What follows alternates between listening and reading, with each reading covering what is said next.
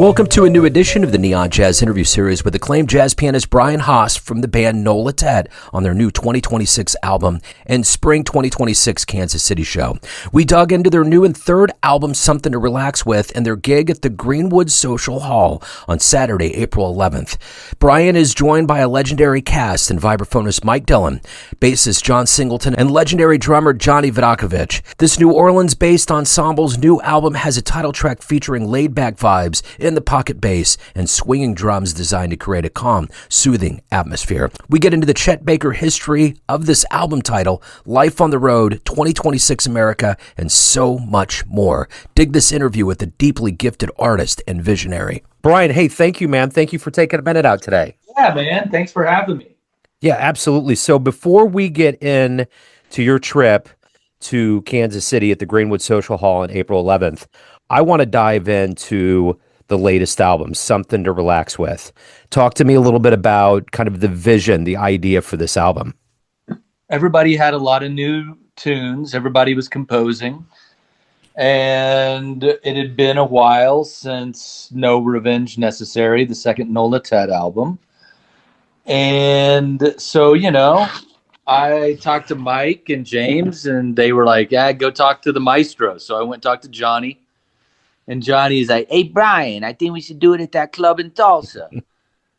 And so that's what we did. Like, Nolatet's been fortunate enough to have some pretty big shows in Tulsa, and Johnny's very recognizable, and Tulsa has a big music scene. And so Johnny kind of feels like a rock star in Tulsa. A lot of people know who he is.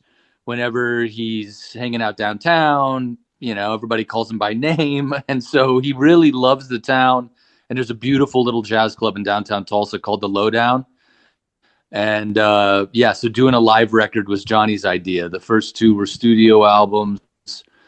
And it was all Johnny's idea. He's like, hey, man, we should do something live. It sounds so different. We play better live. He calls me, a lot of people call me Haas. He calls me Brian. He's like, hey, Brian, we should do it live. Because he's a Yat. He's born in New Orleans, and so he has that same sort of Brooklyn, Long Island accent that a lot of New Yorkers have, and a lot of New Orleanians who were born there, they have that exact same accent. So we did it at the Lowdown in Tulsa, and we did it just all in one night. We did two shows in one night, and that's the thing with live recording, is that it has its benefits and it has its drawbacks. There are definitely a lot of songs that we really thought were going to make it onto the album that didn't. And then I think in some ways we were surprised with some of the ones that did. And that's part of the fun, is the risk, the inherent risk that's associated with making a live album, because the audience is there. And so you've got this whole other set of priorities that you're dealing with spiritually, energetically, emotionally. You want the audience to be happy. You want them to enjoy the show. So you don't want to stop and start tunes. You don't want to repeat yourself. That Nolatet album it's one 60-minute set, and then the second set was another 60-minute set. And I just, I acted as producer with Chad Mize, a great engineer out of Kansas City, Missouri, and we put it together. So the title of the album probably epitomizes the way a lot of us, especially in America, hopefully can feel when we immerse ourselves in art. There's a lot going on. Are you thinking about that as a musician now, and even with this title and with this album? Being a creative musician and a creative artist in a country like America, where everything's based around capitalism and the bottom line,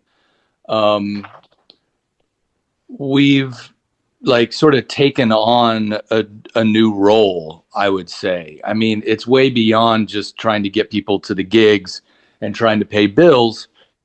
I mean, the world is in short supply of superheroes right now. And so when you're making truly creative art and you're taking these kind of risks in spite of war, in spite of genocide, in spite of capitalism, in spite of the world being run by real estate developers, basically, which is what's happening. All these people care about is real estate. They're all just real estate developers. You can call them politicians, but all they're doing is they're all land grabbers. It's like, from my limited perspective, I think that it's even more important.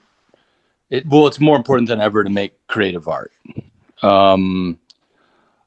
I do believe there is such thing as evil. And I do believe that art is good. So it's a simple equation. The more we make, the more good, the more art we make, the more music we make, the more we compose, the more we're out playing music in public, having these beautiful interactions with audiences, taking risks on stage, making truly creative, improvised music. I mean, I believe it's incredibly important. Yeah. I mean, and it's vibrational warfare, and music is vibration, sound is vibration, and the powers that be know that, and that's why, they encourage everybody to join a tribute band. So the title, Something to Relax With, I hear there's some kind of story involving Chet Baker. Yeah, so it's one of our favorite James and Johnny stories. James and Johnny have been playing together in New Orleans since James was 20 and Johnny was 26. And so this would be after they'd both kicked harder drugs. And so they were in the studio waiting on Chet to show up. Chet had some outstanding debts in New Orleans that were drug debts. And so it was decided that the best way for him to pay off his debts would be to make a Christmas album. That's why Chet Baker's last album, ostensibly, is a Christmas album, is because he was paying off a drug debt that he had accrued in New Orleans. And so he's going to make this album and then give the album to this guy to pay off the debt. And so Chet shows up at the studio and he's eyeballing everybody. He looks at Johnny, ignores him. Johnny's been off of junk for a while. Looks at James Singleton, ignores him. James been off junk for a while. Then he sees the pianist, Michael Polera, and Michael is just recently kicked. And Chet beelines Michael, and he comes up to Michael. He saunters up to him all sexy, puts his arm around him and stands next to him. He's like, "Hey, Michael, would you happen to know where a guy could find something to relax with?" And James and Johnny said Michael got all nervous and said, well, what do you mean, Mr. Baker? I don't know what you're talking about, Mr. Baker. And Chet just like leans in and like yells right in his face. He's like, heroin, smack. And so that's where we got the album title, Something to Relax With. Wow. It's a great story. So you're coming to Kansas City on April 11th. Talk to me a little bit about this show, the tour, what's going on to promote the album. Yeah, so we've got a little run. Kansas City's the end of that run. That run will be Chicago, then Iowa, St. Louis, and Kansas City. And the next week we go do 2 shows in Denver. So, and then we're off to Jazz Fest, where we do the big official album release party at Cafe Istanbul in New Orleans. But yeah, we're really excited to be at Greenwood. I mean, Greenwood Social Hall is one of the coolest rooms in the entire world. And we love Calvin so much, and the piano there is so unique. It's an old Chickering. Yeah, so we're just, I was born in Kansas City, Missouri. I was born at St. Luke's, so I always love finding a reason to get back home. Yeah, absolutely. So you still have ties here with family? It's extended family. Yeah. I mean, it's like uncles, aunts, cousins. Yeah, I mean, I've got family all over Kansas, Missouri, and Oklahoma. Right. I live in New Orleans and Santa Fe, New Mexico. But yeah, I was born there. My mom worked at the Federal Reserve Bank, and My dad was a principal in the public schools, and then we moved to. So I was basically in Overland Park after I was born, and then moved to Tulsa, Oklahoma when I was 4. Right on. So all my formative years were in Oklahoma. So if anybody wants to pick up a copy of the new album, or they want to get tickets to the show, any of the other, shows going on, anything and everything, Nolatet, where do they go? They can just go to nolatet.com. And then also you can buy the new record. It's vinyl only. You get that at royalpotatofamily.com.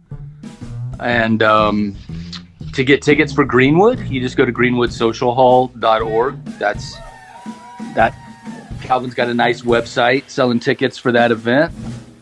And yeah, if you want to check out the previous Nolatet records, the first one's called Dogs. The second one's called No Revenge Necessary. Both of those are up on all the streaming services. And then we've got 2 singles off the new record out already. So, and the full record comes out April 3rd. Right on. I will put all of those links in the show notes. Brian, so great to catch back up with you, man. Have a great time in KC. I appreciate it. Yeah, brother. Thank you so much for having me. Thanks for listening and tuning into another Neon Jazz interview, where we give you a bit of insight into the finest players and minds in New Orleans, New Mexico, Kansas City, and spots all over the globe, giving fans all that jazz. And thanks to Brian for swinging back by the show. If you want to hear more Neon Jazz interviews, you can find us on Spotify and Apple Podcasts. Subscribe to us at YouTube, and for everything Neon Jazz, go to theneonjazz.blogspot.com. Until next time, enjoy the jazz, my friends.